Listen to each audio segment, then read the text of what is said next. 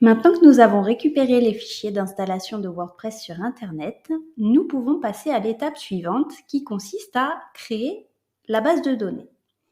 Pour cela, il faut vous rendre sur votre plateforme d'hébergement.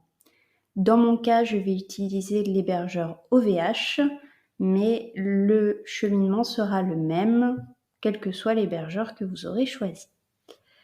Il vous faut vous rendre dans la section de gestion des bases de données et de cliquer sur le bouton Créer une base de données.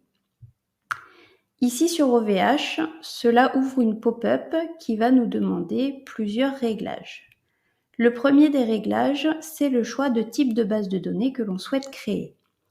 Pour ma part, je n'ai pas le choix car je suis sur un hébergement basique, mais il faut savoir que sur une offre premium d'OVH ou chez un autre hébergeur, on peut vous donner le choix du type de base de données et de la version.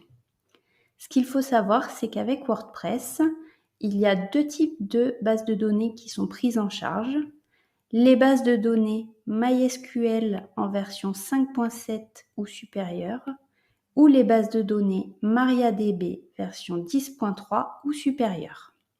Si vous essayez d'installer WordPress avec un autre type de base de données que ces deux-là, il y a de grandes chances pour que ça ne fonctionne pas. Soyez donc vigilant quand vous faites la création de votre base de données sur les options que vous sélectionnerez. Si je retourne dans OVH, comme je n'ai pas le choix, je reste en MySQL 5.7 et je fais suivant. Je vais alors passer à l'étape suivante qui me demande de créer un nom d'utilisateur et un mot de passe pour ma base de données. Pour le nom d'utilisateur, vous pouvez mettre ce que vous voulez.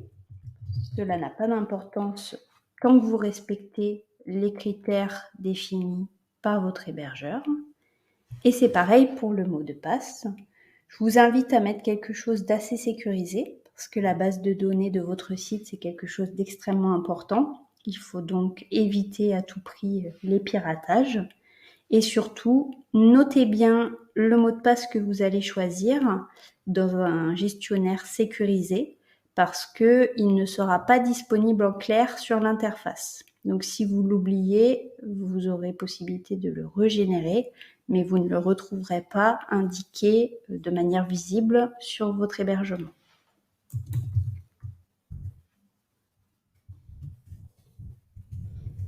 Donc là, j'indique le mot de passe de mon choix.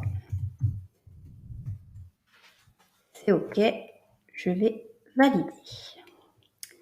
J'arrive alors à la pop-up de confirmation des informations que j'ai choisies. Je vérifie, cela me convient, je valide.